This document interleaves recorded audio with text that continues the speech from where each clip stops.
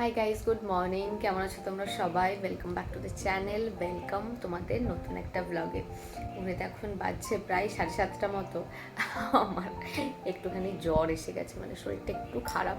এই জন্য আজকে বিছানায় বসে বসেই চা খাচ্ছি। মা আজকে চা দিয়ে গেছে। হঠাৎ করেই জ্বর এসে গেছে, হয়তো ওয়েদার চেঞ্জের জন্য হয়েছে। যাই হোক, হয়েছে, ঠিকও হয়ে যাবে। কিন্তু এখানে এসে জ্বর হয়েছে তো খুব একটা ভালো লাগছে না।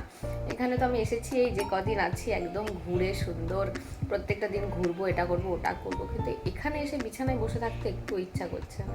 ওটাই বেশি খারাপ লাগছে যে এখানে এসে হঠাৎ করে আমার জ্বর কেন বেঁধে গেল। যাই হোক, কালকে দুপুরবেলা একটুখানি জ্বর এসেছিলো, তারপর কমেও গেছিলো। আবার একটু মেলায় গেছিলাম, হয়তো হাওয়া টাওয়া লেগেছে। আইসক্রিমও খেয়েছি, থামসআপও খেয়েছি, দোস্ত আমারও আছে। একটু জ্বর চলে এসছে সকাল থেকে। আমি আর উঠিনি বিছানা থেকে। মা চা দিয়ে গেছে, বসে বসে এখন একটু চা খাচ্ছি। এখানে এসেও আমি মানে মাকে ছাড়া একা একা চা খেতে হচ্ছে। যাই হোক, চাটা খেয়ে নিই, তারপর আস্তে আস্তে আজকে দিনটাকে স্টার্ট করবো। এই ইঞ্জেকশানে আমার ছোটোবেলা থেকেই এত ভয় লাগে। এখন বড় হয়ে গেছি, তাও এই ইঞ্জেকশান দেখলেই না আমি আর থাকতে পারি না। মানে মাঝে মাঝে এরকমও হয়েছে যে কোনো শরীর খারাপ হয়েছে, ইঞ্জেকশান দিতে গেছি, ওই ইঞ্জেকশান থেকে ভয়েই আমি অজ্ঞান হয়ে গেছি।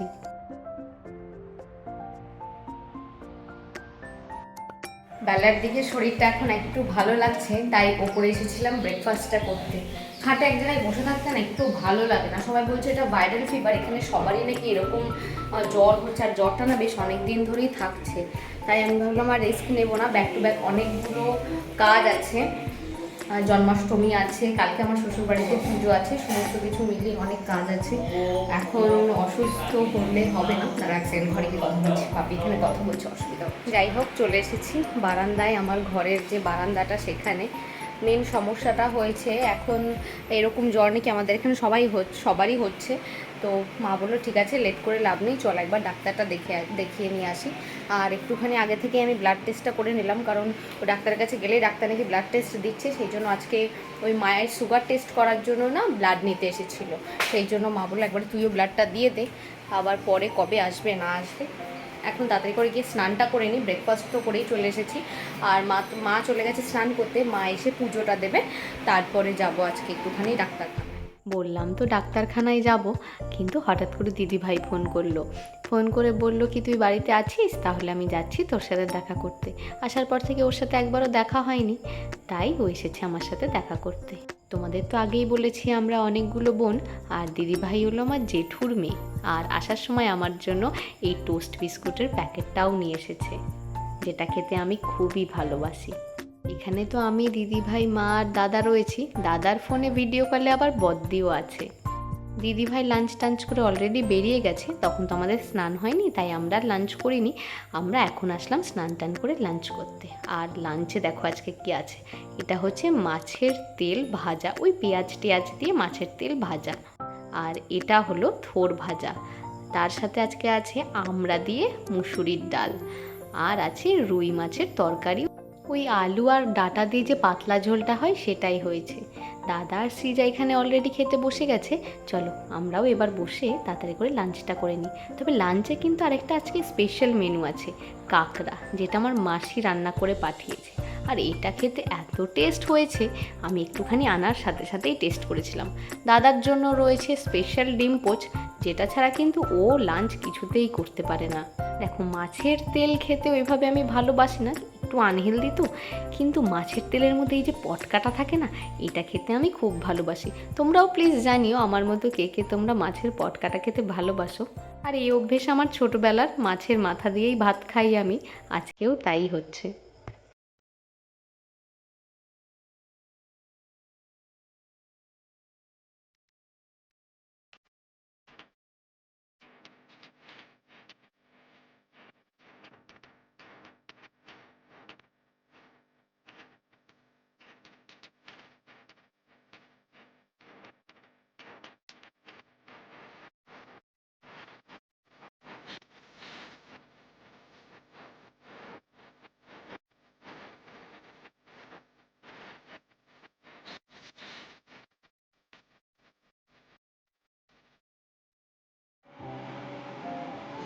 Good evening everyone. আজকে সন্ধ্যাবেলার চাটা আমি বানাচ্ছি।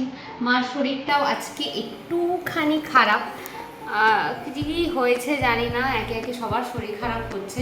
একটু পর যাবো ডাক্তারখানায়, এই জন্য মা বললো তুই আজকে চাটা করে দে। আমারও ওই জ্বর আসছে যাচ্ছে আমার চোখ মুখ দেখেই বুঝতে পারছো।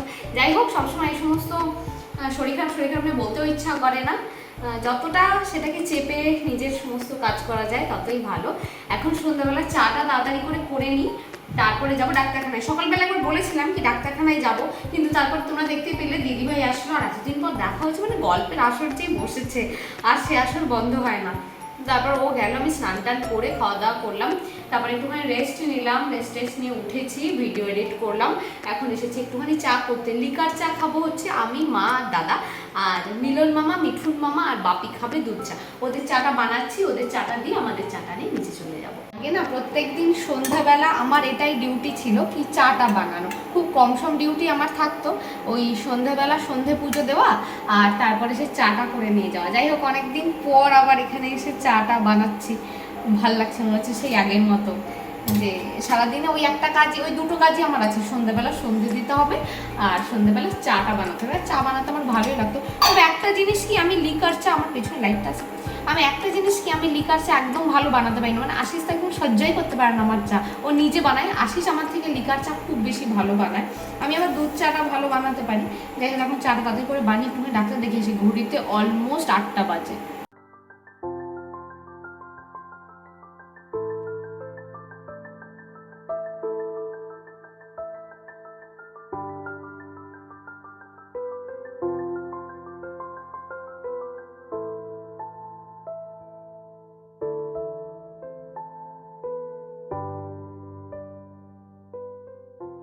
এই হচ্ছে মামাদের চা, দিয়ে আসি। বাবা পড়ে গেছে গো প্লেটে।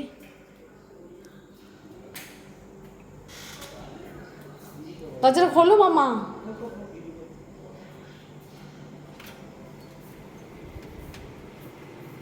না, 54,694। পুজোর টাইম, কাপড় ঘরে চলছে কাজ। তোমাদের বলে রাখি, এইটাই আমাদের মানে কাপড়ের শোরুম।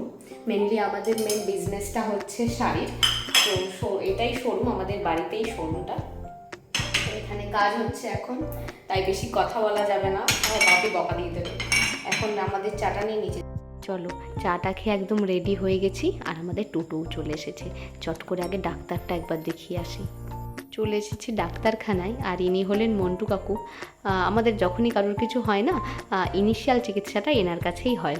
একদম প্রথম থেকেই উনি আমাদের সাথে আছেন, তাই সম্পর্কটাও একটু অন্যরকম। সেই জন্যই ডাক্তারখানায় এসে ভিডিওটা করতে পারছি। ওনার স্ত্রী পাশে দাঁড়িয়ে আছেন, আমরা আসলে সবাই একসাথে একটু গল্পই করি, আর গল্পও হয়, আবার ডাক্তার দেখানোও হয়। ডাক্তার দেখি একবার এসেছি এটিএমের সামনে, একদম ক্যাশ নেই, একটুখানি ক্যাশ নেব, তারপরে বাড়ি যাব। ডাক্তার অনেকক্ষণ আগে দেখানো হয়ে গেছে। দুটো এটিএমে গেলাম, সেখানে ক্যাশ নেই। লাস্টে একটা এসেছি, ভেতরে লোক রয়েছে, উনি বেরোক, তারপর ক্যাশটা নিয়ে সোজা বাড়ি যাব।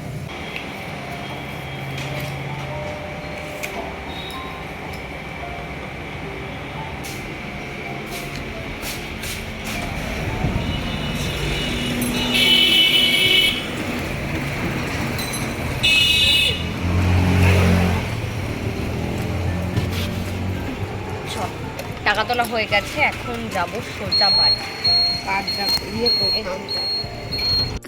Good morning everyone. আজকে নেক্সট ডে। কালকের ব্লগটা আর এন্ড করা হয়নি, আসলে কালকে ডাক্তারখানা থেকে আসার পর না আমার শরীরটা একটু খারাপ হয়ে গেছিলো। মানে আমি আর ক্যামেরা ধরার অবস্থায় ছিলাম না, মানে এই জ্বরটা এমনই খারাপ না, যখন আসছে শরীরটা এত খারাপ হয়ে যাচ্ছে। যাই হোক, আজ মানে এই ব্লগটা ওই শরীর খারাপ নিয়েই কাটলো। আমারও খুব একটা ভালো লাগছে না, এখন অনেকটা সুস্থ আছি, সকাল থেকে ভালো আছি। কালকে থেকে ওষুধ স্টার্ট হয়ে গেছে, এখন অনেকটা ভালো আছি।